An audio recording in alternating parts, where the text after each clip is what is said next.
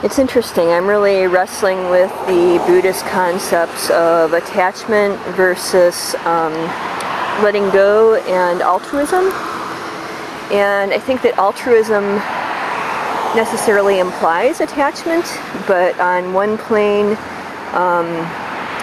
it can be analyzed as a way of creating need.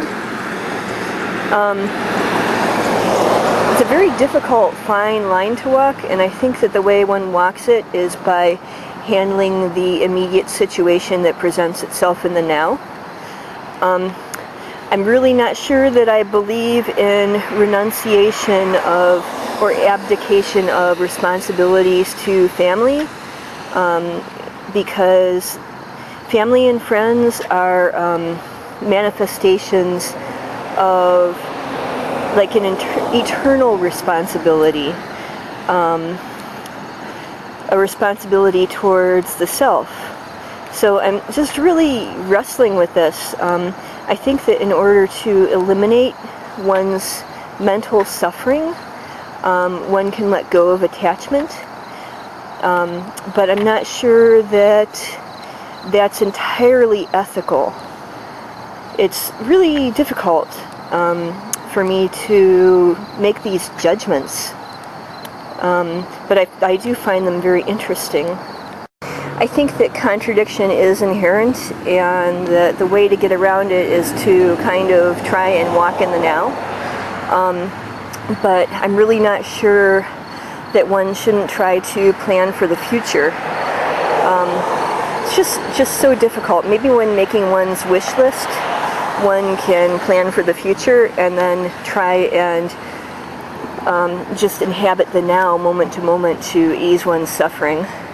I don't know. I'd like to come up with a simple algorithm that people can follow to ease their suffering. I just don't know why the Buddha abandoned his family. Maybe he had to. Circumstance compelled him to abandon his family. But I don't think that that particular circumstance necessarily applies to a bodhisattva that arises naturally in the real world. I don't think that one has to emulate a circumstance of apparent time and place in order to achieve the same goal. Meanwhile, I'm using the word I, but I do sincerely believe that we are all one, that you are I, that I am you. It's evident to quote-unquote me. One thing that's really weird, everything that I've ever asked for and felt that I am really worthy for, I've received. And were I to die right now, I'd be a happy soul. I've always wanted to do extensive traveling. I've done that. I've wanted to go to college and have a challenging degree, and I did get an electrical engineering degree. I wanted to have a challenging career, and I led 2 releases of a neural network based optimization program, and I've just had tremendous opportunities. I've had the companion I've always dreamed about, and he meets and exceeds my expectations. I never thought that this could actually be possible, but I had always wanted it, and I always asked for it. So I do think that miracles are possible. And I mean, I have the perfectly accomplished life. From my point of view, I'm sure that there are errors. I'm always feeling ashamed of things I've said or done, but really I'm satisfied with the life that I've led. So I really believe that this is possible for everyone. I'd like to think so. In some fair universe, this is possible for everyone. And I think that we can create our own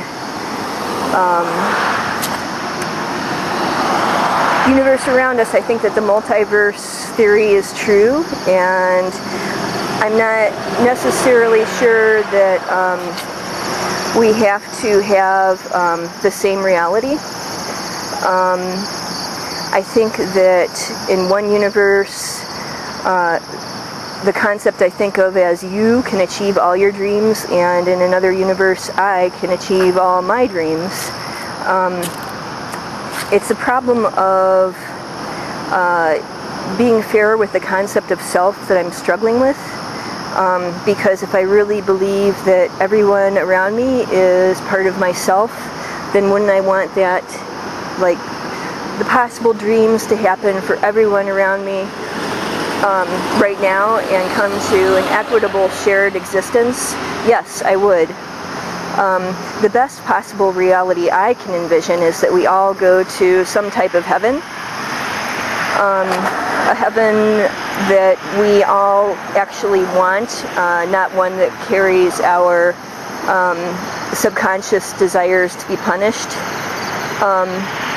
So that's the reality that I would like to work for. One where we all actually have an immediate afterlife, and for those who want to enter the wheel of birth and death, go ahead. I think I would rather kind of hang on to heaven, but if I feel like it, then maybe I do want to go back and experience physical reality again, what I perceive to be physical reality. Sometimes I really think that this is heaven. It's all mindset. If indeed this is heaven, why can't I ask for all my dreams to come true? And these are like grand, crazy dreams that I never even thought were possible except in a heaven. Maybe this is our opportunity for heaven. Very strange. I don't know that I want my heaven to be other people's hell, though. Boy. So it comes down to having to give up attachment to material wants in order to actually get to the grand prize, the ultimate heaven, which would be where you don't experience benefit at the cost of the perceived others. Wow, lesson learned. Sidewalk chalk, Maya. Oh gosh. I don't know if it's responsible to abandon the earth. I hope we don't become mired in the glue of the assumptions that we project. I think things are changeable.